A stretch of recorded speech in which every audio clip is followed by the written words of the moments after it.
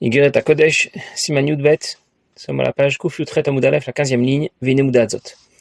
L'Admor Zaken nous a expliqué le passouk qui dit Vaya Maaseh Tzedaka Shalom, l'action de la tzedaka apportera la paix. Il nous a d'abord précisé ce que représente le shalom, les malas en haut, l'association entre Chesed et Gvura, le bon accord entre Gavriel et Michael, pour qu'on puisse comprendre ce que représente le shalom, les matas en bas. Le mal s'est introduit dans la création depuis la faute d'Adam Arishon, et il s'introduit insidieusement dans tous les domaines, pas seulement quand quelqu'un fait une avéra, mais même lorsqu'il fait une mitzvah. On peut pratiquer les mitzvot avec beaucoup d'honnêteté, de sincérité, mais avec encore un certain intérêt personnel. Et notre objectif sera d'expurger ce mal, en faire le birour. C'est ce qu'on appelle obtenir le shalom. Comment l'obtenir? Notamment en donnant la tzedaka. C'est le sens du passouk qui dit Vaya Maaseh Tzedaka Shalom. L'action de la tzedaka apportera le shalom. Et le moment privilégié pour profiter pleinement de la tzedaka, de ce que la tzedaka nous apporte, pour évacuer le mal qui est en nous, installer ce shalom que nous recherchons, c'est le moment de la tefila. Alors bien sûr, il ne suffit pas de donner la tzedaka et de prier pour réussir. L'Admor Zaken rapporte l'exemple de l'épuration d'un métal, dont on a parlé la dernière fois, et l'épuration d'un métal demande plusieurs raffinages successifs pour obtenir le métal le plus pur. Et de la même façon, ce shalom est obtenu par le Maaseh Tzedaka, par l'action de la tzedaka, que l'on va répéter plusieurs fois, que l'on va répéter et faire précéder par la tefila. La tefila plutôt va précéder, on va donner la tzedaka et ensuite prier.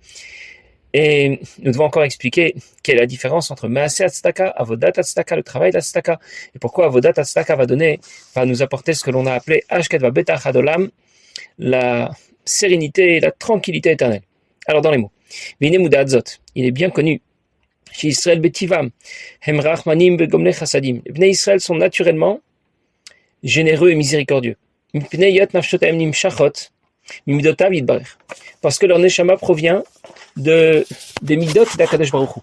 Elle dérive des midot, des sphirot du monde de Hatzilut, des midot d'Akadosh Baruch Hu, Ashar Chesed Gover Baen, Midat Adin, Vagvura Vatzimtzum. Et dans le schéma des sphirot, Chesed est dominant par rapport à Gvura. C'est l'idée du passouk qui dit que Chasdo, le Chesed d'Akadosh Baruch Hu, est dominant par rapport à Yereav, ceux qui le craignent. Le sens simple du passouk, c'est de dire Gava Chasdo al Yereav, sa bonté l'a emporté pour ceux qui le craignent. Mais cela veut dire que dans le monde de Hatzilut, dans les sphirot du monde de Hatzilut, Chesed est dominant par rapport à Gvura, qui est ici représenté par le mot Yereav. Et c'est pour ça que la Neshama est appelée Bat Kohen, la fille du Kohen, comme tout cela est expliqué dans le Zohar HaKadosh. L'Admor Zaken souligne que les Bnei Israël sont naturellement généreux et miséricordieux. Il ne veut pas parler de ce qu'il rapporte dans le premier Pérec, dans le premier chapitre de l'Écoute Amarim. Dans ce chapitre, l'Admor Zaken expliquait que l'âme animale, le Nefesh Abamid d'un juif, est différent de celui d'un non-juif. Il disait que le Nefesh Abamid d'un juif appartient à un domaine qui n'est pas complètement opposé à la Kedusha, que l'on a appelé Klipat Noga, alors que le Nefesh Abamid d'un non-juif appartient à un domaine qui est complètement opposé à la Kedusha, que l'on a appelé Shalosh Klipot Atmeot, les 3 Klipot les plus impurs. Le Nefesh Abamid d'un juif est un Nefesh Abamid amélioré, si on peut dire. Le bien peut filtrer un peu. Et c'est pour cette raison qu'un juif va naturellement avoir tendance à faire le bien. Mais ce n'est pas de ça dont nous parle ici l'Admor Zaken. Il nous parle ici de notre Nefesh Elokit, de notre âme divine. Notre âme divine a aussi naturellement tendance à faire le bien. Mais ce bien reste cadré et limité par l'origine spirituelle de notre âme divine, de notre Nefesh Elokit. Ce bien cadré et limité, c'est celui qui va être appelé Maaseh Tzedaka. Le Maaseh, c'est un mot qui désigne l'action, ce qui se fait, ce qui a déjà été fait et ce qui se fera toujours, ce qui se fait dans la norme. Le passouk dit Vaya Maaseh Tzedaka Shalom. L'action de la tzedaka apportera le shalom. Ça veut dire que quand on donne la tzedaka normalement, sans faire de zèle, sans faire de folie, avec logique et raison, on obtient le shalom, le birour du mal qui est en nous. On pourra évacuer ce mal qui est en nous et qui veut s'accrocher non pas seulement pour nous faire des fautes, mais il veut aussi s'accrocher à nos mitzvot, s'accrocher à nous lorsqu'on étudie la Torah. Le Nefesh Elokit, l'âme divine, dérive des sphirot d'Akadosh Baruch Hu. On a déjà vu que la Neshama était un copier-coller du divin. Et dans le schéma des sphirot, Chesed est dominant, Gavar Chasdo al Yereav. Et ce caractère dominant se révèle aussi au niveau de Midat Rachamim, Tiferet, pour cette raison que notre Nefesh Elokit a naturellement tendance à faire le bien. Je vais le dire autrement. Quand on donne la tzedaka de façon raisonnable, sans faire de folie, c'est seulement le résultat, l'expression de la nature spirituelle de notre Nefesh Elokit, de notre âme divine, et rien de plus. C'est pour ça que la Neshama est appelée Bat Kohen. Le Kohen désigne les chassadim, la bonté. On dit d'Aaron à Kohen qu'il était Ohev Shalom, Rodev Shalom, ce sont les mots de la Mishnah Masechet Avot.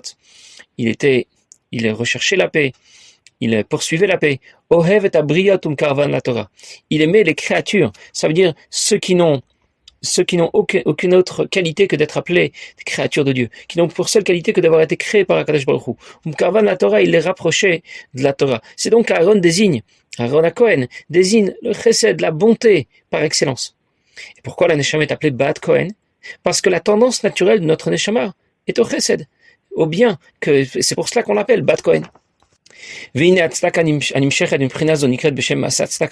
Alors lorsque c'est cette nature spirituelle de notre Neshama qui nous engage à donner la tzedaka, on va la donner de façon raisonnable, et c'est pour cela qu'on l'appelle Maaseh tzedaka. C'est l'action de la tzedaka qui shem Maaseh nofel al davar shekvar naaseh. Maaseh, ça veut dire l'action, c'est ce qui se fait, en d'autres mots. C'est la tzedaka comme on la donne habituellement. Au Shena Setamid, me là, bien la tzedaka qu'on va donner automatiquement, sans faire d'effort. Il s'agit de la tzedaka qu'on va donner de façon régulière, permanente. De la même façon, nous avons en nous, dans notre neshama, est imprimé ce bon trait de caractère, la bonté, la générosité. Depuis que la neshama a été créée, depuis qu'elle dérive des midot à Kadosh Baruch Hu, comme dit le pasuk, la neshama a été insufflée par Kadosh Baruch Hu. Et quand on souffle du plus profond de soi-même pour nous dire que la neshama provient du plus profond des divins, c'est-à-dire qu'elle dérive des midot d'Akadosh Baruch Hu. Et dans le schéma des Sphirot, la mida de Chesed est la Sphira dominante. La bonté est dominante. Et de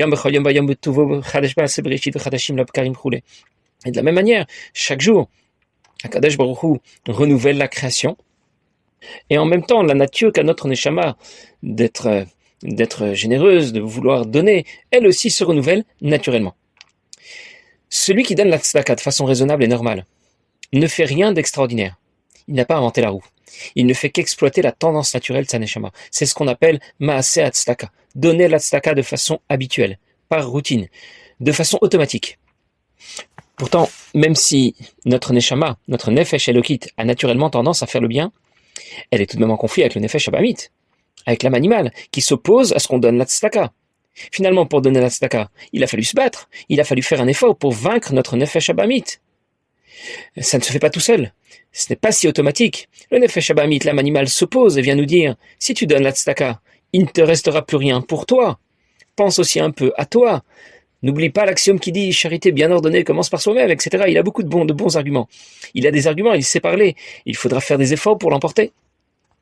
Ça veut dire que, même lorsque je donne la tzedaka avec raison, sans folie, ça m'a tout de même demandé des efforts. On pourrait tout de même parler de avoda, d'un travail. Alors pourquoi parler de maaseh? Comme si les choses se faisaient toutes seules, de façon automatique. C'est qu'en fait, bien sûr, il s'agit d'un effort. Il s'agit d'une certaine avoda. Mais il ne s'agit pas d'un effort pur. Il s'agit d'un effort qui va seulement permettre à notre nefesh elokit d'exprimer sa nature, rien de plus. Il ne s'agit pas d'un effort qui permettra à notre nefesh elokit de se dépasser, de crever le plafond, de dépasser sa nature. En d'autres mots, si tu as inventé la roue, on parlera de avodat tzedaka. Si tu as seulement réinventé la roue, alors on parlera de maaseh tzedaka. Je vous donne un exemple. Thomas Edison est considéré comme l'inventeur de l'électricité. C'est celui qui a fabriqué le premier moteur électrique. Sa découverte était une première. Ensuite, des milliers de chercheurs ont découvert des applications différentes de cette énergie électrique. Mais ce ne sont plus de vraies découvertes. Ce sont seulement des applications différentes. Graham Bell a inventé le téléphone. Il a fait une véritable découverte à son époque. Ensuite, des milliers de chercheurs ont développé sa découverte.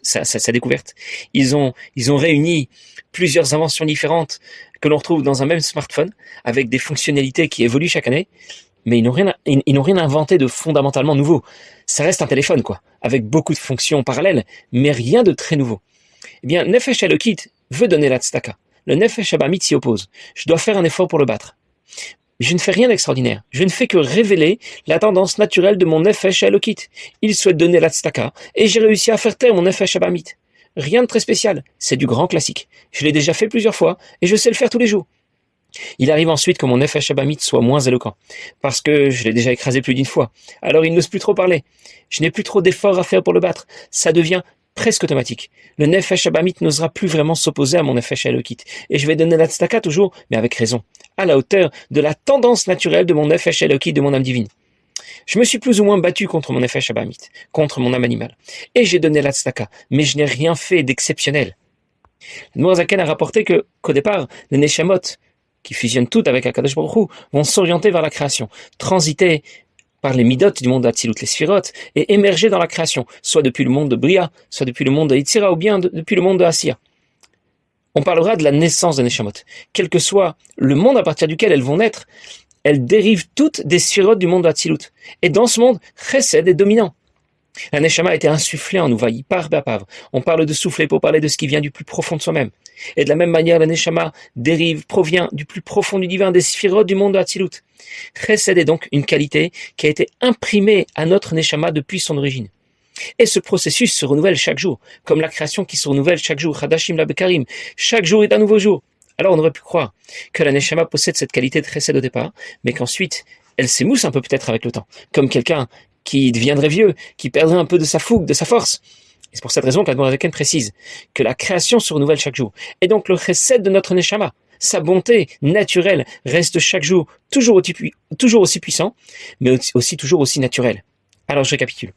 Quand on donne la tzedaka avec raison, sans faire de folie, on parle de maaseh tzedaka, et on obtient le shalom, on réalise ce birou qui évacue le mal qui nous incite à faire des fautes, et le mal qui veut s'associer à nos mitzvot. On obtient ce shalom à un moment privilégié, le moment de la tfila. Et quand la tfila est terminée, ce mal peut ressurgir. J'ai gagné une bataille, mais je n'ai pas encore gagné la guerre. Le mal peut revenir, et très facilement. Et c'est la suite du pasouk qui donnera la solution à ce problème. Le pasouk dit, va avodat tzedaka. Quand je vais donner la tzedaka au-delà de la raison, au-delà de la logique, alors j'obtiendrai hashket va betach adolam, la tranquillité et la sérénité éternelle. Je vais donner la tzedaka au-delà de ce qui est raisonnable. Ça m'a fait mal, je me suis privé, sans me démunir totalement bien sûr, sans tomber à la charge de la communauté, mais je vais donner la tzedaka au-delà des limites de mon nefesh elokit. C'est ce qu'on appelle avodat tzedaka. Alors j'obtiens un shalom qui dure, un shalom pérenne. Le mal sera évacué, et il ne reviendra pas facilement, parce que j'obtiens ce que l'on a appelé hashket va betach adolam, la tranquillité et la sérénité pour toujours. Alors concrètement, maaseh tzedaka.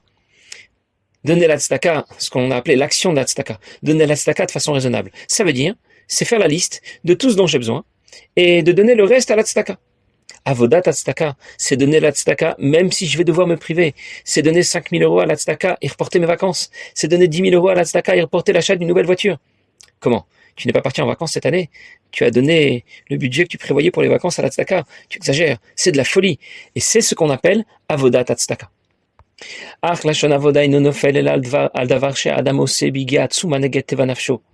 Avoda, c'est la tzedaka que l'on va donner contre sa nature, au-delà complètement de sa nature. C'est complètement écarté ce que l'on aurait voulu donner de façon naturelle pour donner la tzedaka à la hauteur des attentes d'Akadosh Baruch Hu. Donner la tzedaka. Il ne s'agit pas seulement de donner la tzedaka à la hauteur des attentes d'Akadosh Baruch Hu, mais de faire des efforts dans tous les domaines, dans la Torah, dans la tfila, ad mitsuya nefesh, jusqu'à, je ne sais pas comment bien traduire, jusqu'à l'extase de l'âme. Ça veut dire au point que, comme on racontait au sujet du Baal Shem Tov, j'ai déjà dit une autre fois, on raconte au sujet du Baal Shem Tov que quand il commençait cette tfila, il n'était pas sûr qu'à la fin de la tfila, il resterait encore vivant. Peut-être que son neshama irait rejoindre Akadosh Baruch Hu. Alors c'est cette exigence.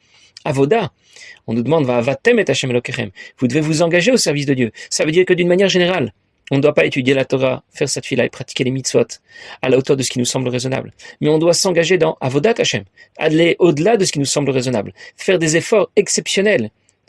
Et ce n'est pas seulement ce qui nous est demandé en général dans la pratique des mitzvot et dans l'étude de la Torah, mais ve'afkan be mitzvot tzedaka. C'est ce qui nous est demandé ici dans la pratique de cette mitzvah, la mitzvah de tzedaka, liten arbe yoter mitevarach manuto urtsuno. Donner beaucoup plus que ce qu'on aurait voulu donner. Kumo shamru razal al pasuk naton titen. Le pasuk dit naton titen au sujet de la tzedaka. Elle répète 2 fois le mot naton titen. Normalement, quand on demande à quelqu'un de donner la tzedaka, on lui dit titen.